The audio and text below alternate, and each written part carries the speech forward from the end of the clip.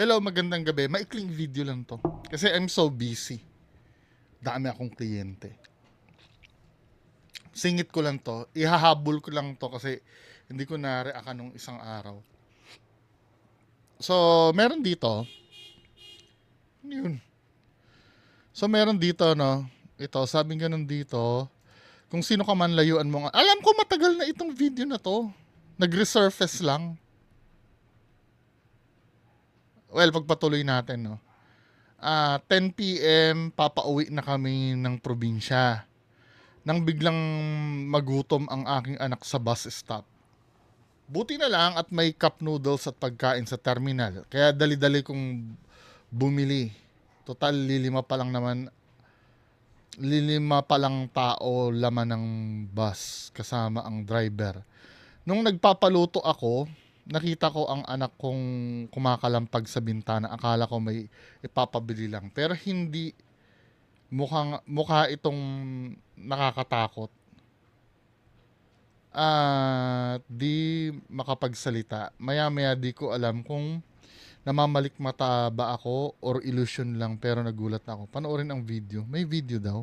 Ad ito eh. Tingnan nga natin. Baka mamaya ad itong video na to ah. Sometimes ganyan nakakabwisit sa FB eh. Pag pinindot mo, ad pala.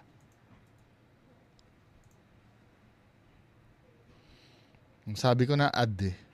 Shopee link eh. Wala naman yatang video to, di ba? May video ba yon? Nakita ko na hindi ako nagkakamali. Kaya agad-agad akong tumakbo sa anak ko at itinanong sino yung katabi niya. At ang sinagot niya sa akin, hindi ko alam mama. Hindi ako makagalaw dahil hawak niya ulo ko. Sabi niya sa akin, sasama niya daw ako. Sinubukan ko iguhit na lang. Nakita ko parang bangungot lang. Na hanggang ngayon di pa namin nakalimutan. Sobrang tromang natanggap. Alam ko, wala namang video to eh. Nag-circulate na ito dati. I-reverse image search ko nga to. Wait lang ha. Isi-save ko lang. Imbestiga natin. Kasi nakita ko na itong ano dati eh.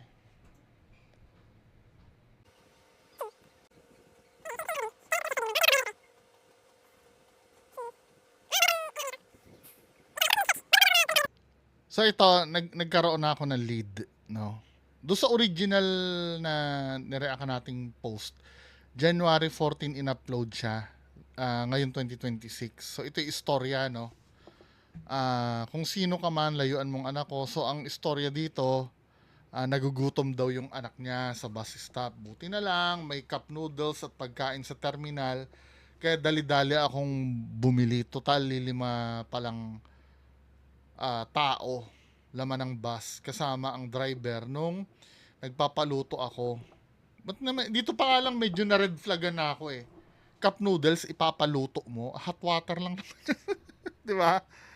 O siguro ano, kung ano man 'yon, ano. Nakita ko ang anak kong kumakalampag sa bintana. Akala ko may ipapabili lang pero hindi mukha itong natatakot at di makapagsalita, kaya maya di ko alam kung namamalikmata ako o illusion lang, pero nagulat ako sa nakita ko. Ah, nakita ko na hindi ako nagkamali. Kaya agad-agad akong tumakbo sa anak ko at tinanong ko sino yung katabi niya. At sinagot niya sa akin, hindi ko alam mama. Hindi ako makagalaw dahil hawak niya ulo ko. Sabi niya sa akin, sasama daw niya ako. May sinabing gano'n, no? Sinubukan ko iguhit ang nakita ko, parang bangungot lang na hanggang ngayon, di pa din namin makalimutan. Sobra ang tromang natanggap ng anak ko, takot na siyang tumapat sa bintana dahil sa nangyari niya. So ito, yung istorya. Saktong kakahanap ko kanina, may nakita ako, same photo. Ito ay October 4, 2019 pa. So ilang years na yan? 7 years. 20, 21, 22, 23, 24, 25, 26. 7 years ago, na-i-post na rin ito. Nag-viral na rin ito 7 years ago. Ito naman, same yan, di ba? Reverse image search ko eh. Oh, ito yan oh. Oh, yan yon.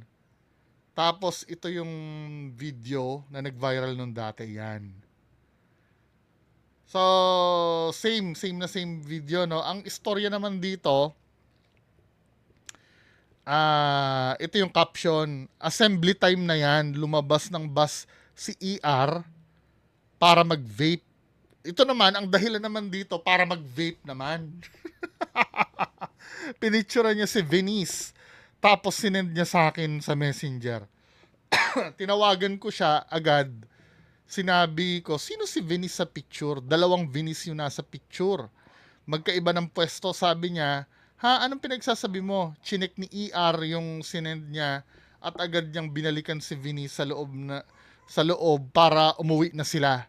Yung totoong pwesto ni Venice, ayun, nakahawak, dalawang kamay sa bintana. Yung nasa gilid na nakaganon daw, nakamay at nakangisi, hindi si Venice yun. Walang bata na nakaupo doon. Bakante. Meron din parang makapal ang buhok sa likod ng totoong Venice. So, dalawa naman yung bata. O nga, no? Dito naman sa version naman nito, may isang bata naman dito. Ba't magtataka pa kung sino dyan si Venice? Ito na nga ang nasa gitna yung picture. Malamang ito yung tinutukoy. 'Di ba? So, ito yung dalawa daw yung Venice. Tsaka feeling ko hindi naman Pinoy ito eh. Naghahanap nga ako ng bus. Kanina, nung kinat ko yung video, no, naghahanap ako ng bus, Pinoy bus. I don't know kung meron kayong alam, no, na ganito ang design. Wala akong makita eh. Yung ganyan, yung puti na parang splash design na yan. Feeling ko ibang bansa ito. Mukhang hindi Pinoy yung bata eh. Mukhang singkit. It's either Singaporean to or ano. Hindi totoo yung mga istorya eh. Tapos ito, no, meron daw sa likod. Feeling ko may ano lang yan eh. May kasama yan sa likod. Kasi unang-una, napatunayan natin yung istorya niyan ay hindi consistent. So may nag-imbento ng istorya. Itong istorya ng 2016, hindi ko naman sasabihin na ito ay 2019 pala, sorry. Yung istorya ng 2019, hindi ko naman pwedeng sabihin ito na yung totoo. Kasi as in wala talaga siyang wala talaga siyang proof na totoong nangyari yun eh. Feeling ko, meron talaga siyang kasama dyan sa likod. Or kung ano man yan, hindi siya multo. Tapos, mukha nga namang creepy yung picture. Ginawa na lang ng istorya. 'Di ba? Paano mo nasabing hair to dahil mukha lang may bangs? Ganun ba?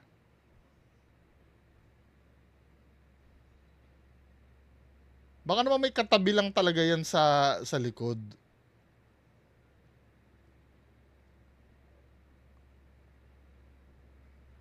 Oo, mukha siya may katabi sa likod. Pero, definitely hindi tumulto. Kung ano man yan nasa likod niya, no? Kasi yung istorya palang kaduda-duda na eh. Paiba-iba ng eh. Pero kung ako tatanungin yung kung ano to, normal lang na na nakatabi niya yan siguro. Baka nga nanay niya yan eh, kung sino man yan eh. Na naka-side view. Itong mukhang buhok na to, ano na lang ito, glare na lang ito. Ito may mga flash na ganyan. Parang tama na lang ng ilaw yan sa loob. Kung paranormal siya, hindi.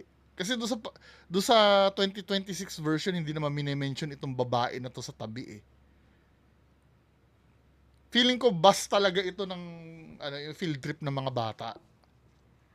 Na pinicturan lang, random lang na pinicturan. Na nilagyan lang ng Now, kung maniniwala kayo dyan na multo yan, bahala kayo. Gano'n naman talaga, eh. Mas